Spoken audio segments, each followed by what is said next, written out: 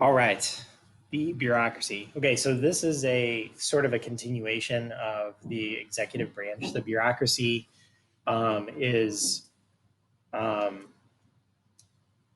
like as a whole is all of the different agencies and things like that that operate uh, within the executive branch. Like they're part of the executive branch.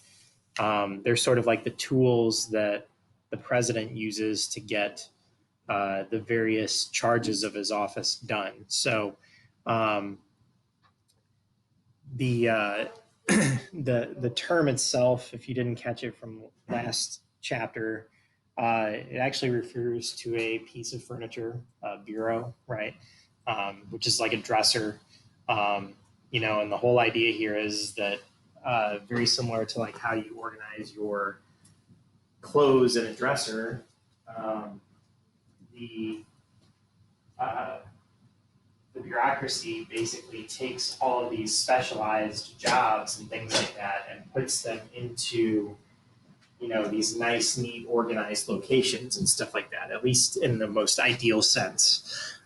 So, uh, that's kind of like the starting point for the term, and it is it's not a term that you're gonna see uh, outside of a government class. It's jargony, but it is one that comes up in life a lot when talking about government. So um, the bureaucracy in the United States is incredibly complex, and it is a combination of both appointed officials and uh, people who are permanent employees of the government. Every time there's a new president elected, there are leadership positions that have to be filled by the president. We'll get a little bit more into that later, but it includes all of the various agencies. Like we talked about the various cabinet departments and stuff like that, and we're going to get a little bit more into those this time. But I basically decided that focusing on the two things separately might benefit you guys a little bit more. Um, so that's why I split them up this time. So we're going to try this out. So the bureaucracy, like I said, in the United States is massive. 2.7 million civilians work for the government. Um, so when I say like civilians, obviously that doesn't include the military. The military is a separate group.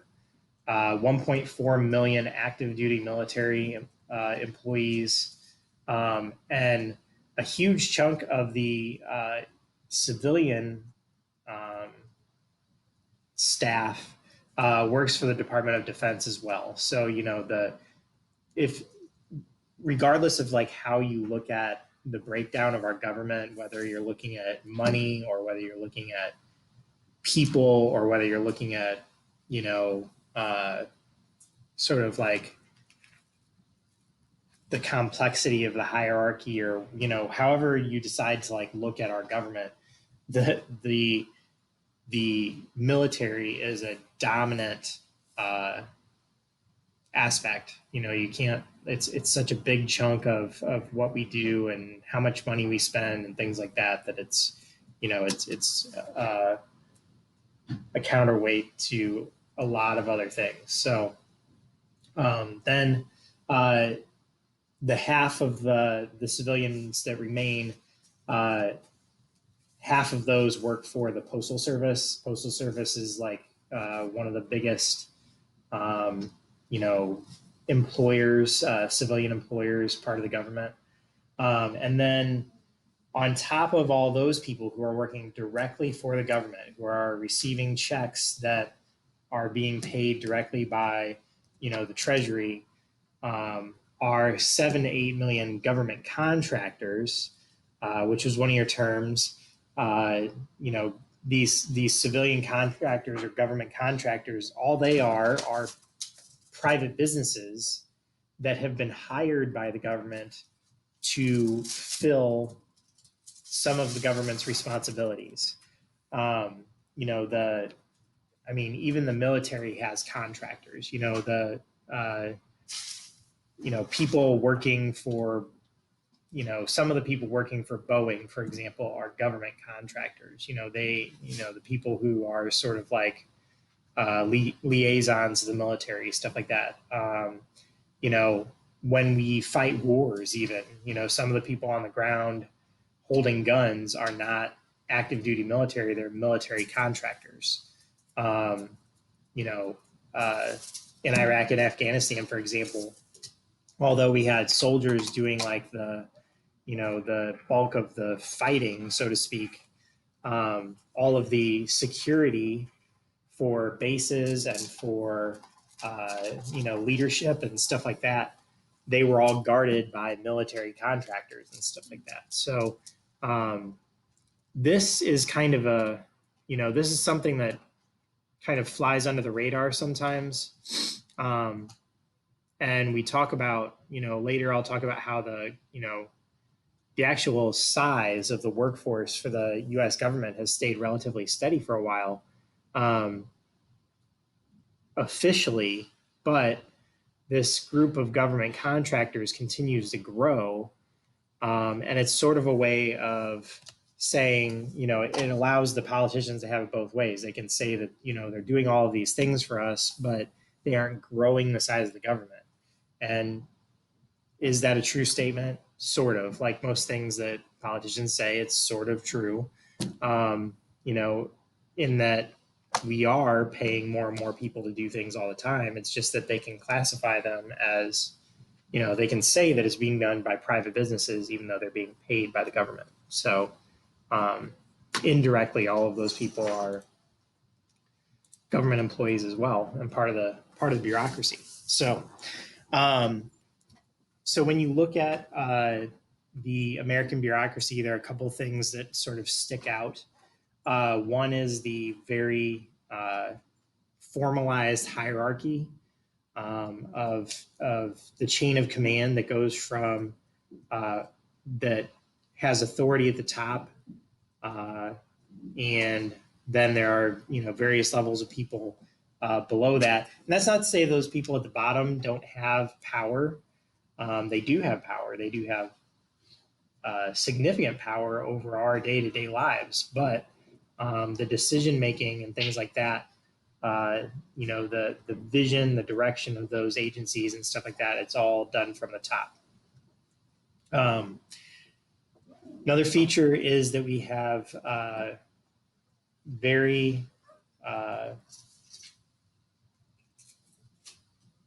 we have all of these different tasks and things like that, and people become specialized in various tasks, job specialization, and almost to a fault, our system is compartmentalized, and so one of the big things that people run into when they're dealing with the government is they end up talking to the quote unquote wrong person.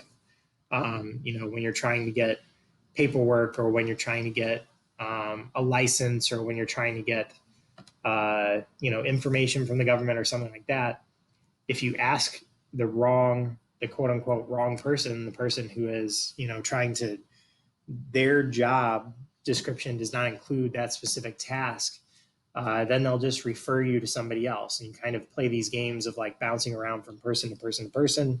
That's one of the things that really frustrates people about dealing with the government, but it's because their tasks are super specialized and they only do those things all the time.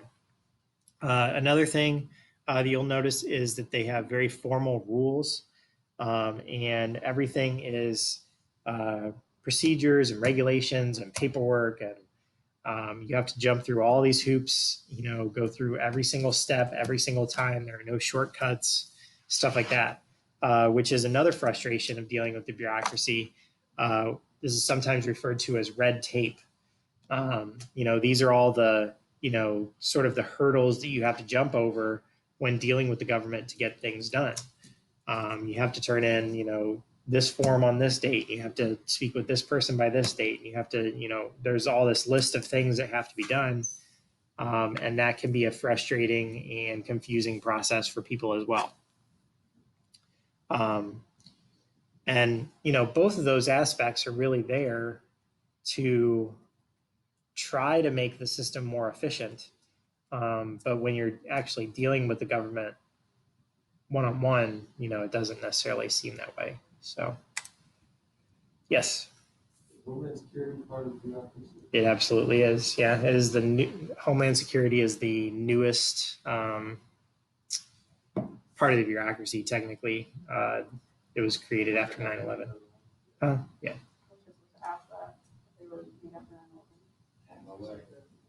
Yeah, and I'll kind of talk about them a little bit. They're a good example. Are they considered like obviously not a committee or anything like that? It's a cabinet level agency. So they're the newest cabinet?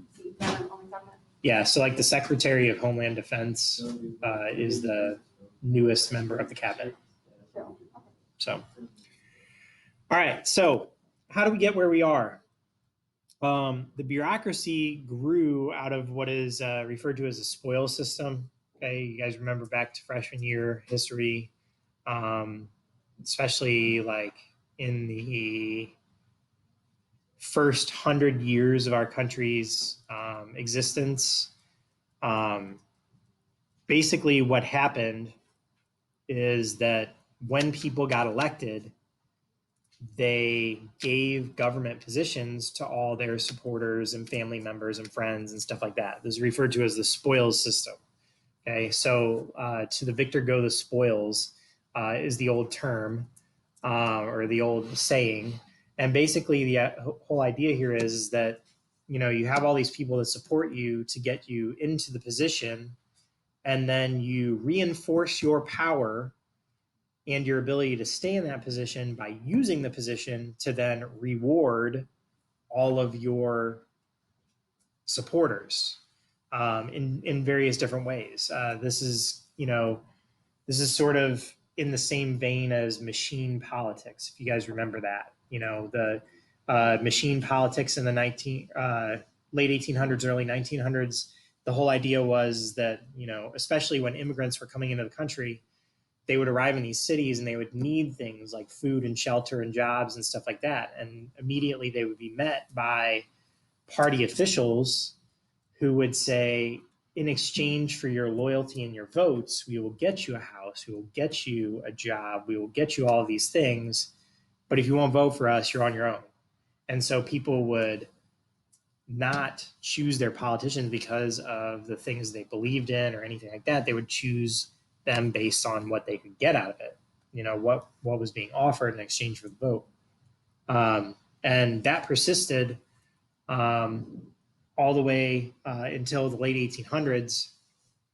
And then during sort of the twilight of the Gilded Age into the Progressive Era, we have a series of reforms that try to change how those jobs are given out, because if you're giving jobs to people just because they voted for you, obviously these people are not necessarily going to be the best people for these jobs, right? So you had lots of incompetent people and unskilled people in positions that really needed to have, much better employees in those positions. So the spoils system kind of keeps running all the way until the late 1800s, until the passage of the Pendleton Civil Service Act, which is definitely a law that you need to know. I don't know if I put it on your terms list. If I didn't, I can't remember. If it's not on there, you should star it in your notes. But that's a big one. The Pendleton Civil Service Act is really important because it created the modern federal civil service. And the whole idea behind this act was to take the power away from political officials to give out all of these jobs, all of the sort of day-to-day jobs. Obviously, we still have executive appointments for like the leadership roles and stuff like that. And that has to do with like allowing the president to set the political direction of those various agencies. But everybody else has to get a job through what is referred to as the merit system. And the merit system, I'm probably getting ahead of myself, but the merit system is this whole idea that when you get a job, you have to be qualified for that job. And so what they do is they have people take tests to qualify to even get the interviews and stuff like that. And in a lot of positions, in order to get raises and promotions and stuff like that, it's all based on test scores. And so you're constantly studying for these tests and things like that to kind of move up through the ranks. And the whole idea is that the best people, the people who know the system the best and the people who can do the jobs the best, will rise up through the ranks and others will not. Okay. So it takes the sort of discretion of the people making the hires out of the equation. They're just saying, well, we got a 92, an 85, and a 63. Clearly the 92 gets the job and you move on. So that's how the merit system works basically in a nutshell. Part of setting up this new system was creating a new agency to oversee that, which is the Office of Personnel Management, or the OPM. And basically, they're the ones that administer all of the various tests and set the regulations and all that stuff. And they are sort of the human resources department for the federal government. So if you want to work for the federal government now, and you're not like politically connected or something like that to get a political appointment, then you have to go through the OPM to get a job. Yes. Every job at OPM do a polygraph test? I have no idea. I know Customs and Border Protection does. I do know that a former coworker of mine that went into the Secret Service, when he got into that program, they basically interviewed everybody in connection with his life. I mean, like, I was not even like close friends with the dude, and they had people at the school talking to other teachers and stuff like that about, because a teacher went into the Secret Service. Yeah, you just have to be the squeaky cleanest person in the history of people to be in the Secret Service. You have to be like the squeaky cleanest person ever to be in the Secret Service. He did. Like yeah. how far into their past can they? I don't know. How far into your past can they? Like, honestly, I'm not sure, but I know that this guy had never even had so much as like a speeding ticket in his life. So I'm good. I'm good. Yeah. Let's go. Because I swerved into a lane for that. So you were driving recklessly and you got a ticket. Well, no. I mean, basically. He was like, go to McDonald's, and I was like, okay, and he was like, don't go to McDonald's. So I was like, no. Should have just gone to the parking lot. So there was nobody there. You should have just gone to the parking lot and like went around. Nobody there except for the police officer. Yeah, that's the only guy that was there. He came out of nowhere. They see too much. Anyway. She could have been a fly on the wall for that conversation. So anyway, all right. So essentially, ever since the bureaucracy existed, ever since the beginning of our government, the bureaucracy has grown continuously. And at this point, direct government employees, not including the contractors, make up about 3% of all jobs in the United States, period. I mean, it's a pretty huge employer. And the official number of federal employees has been pretty stable since the 1950s. But like I mentioned before, that does not include the constantly growing army of contractors that are working for the government to do things. The other thing that has been changing over time is the size of state bureaucracies. And when, if you remember back to earlier in the year when we were talking about federalism and we were talking about the grant system and how, we went through this period of devolution where politicians, specifically conservative politicians, were trying to direct more money and by extension power back to the states, sending all this money to the states, and they're telling the states to do all these different tasks that used to be the federal government's job. Okay. And as that money flowed from the federal government to the state governments, the federal government stopped growing, but the state governments started to grow exponentially. And so, although the number of federal employees has been stable, if you ignore the contractors, the number of state bureaucrats has grown significantly since the 1950s. And the big driving force behind that is the grant system, and it continues to be the grant system. It's just a reality of the situation.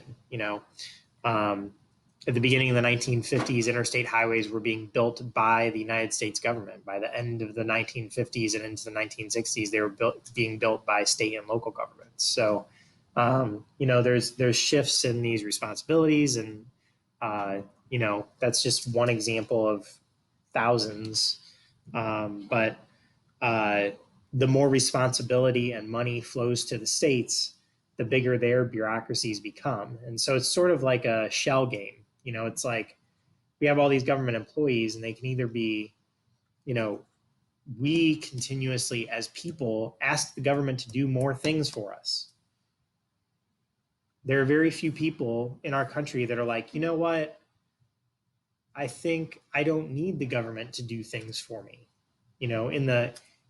When you look at it in sort of the micro sense, everybody has their things that they want the government to do for them. And then when you combine all of these individual wants, it leaves the government with lots of things to do.